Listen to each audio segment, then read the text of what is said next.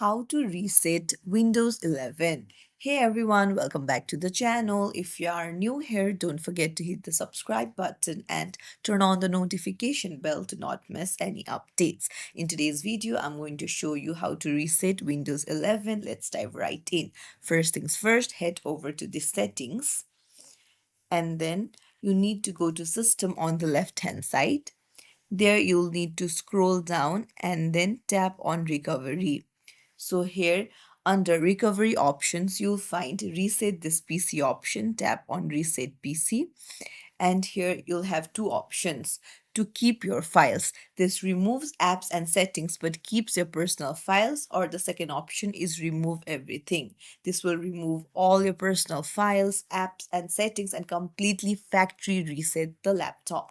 So choose the one of your choice and then just tap on it. So, if you found this tutorial helpful, don't forget to like the video and subscribe to our channel for more tips and tricks. Thank you for watching.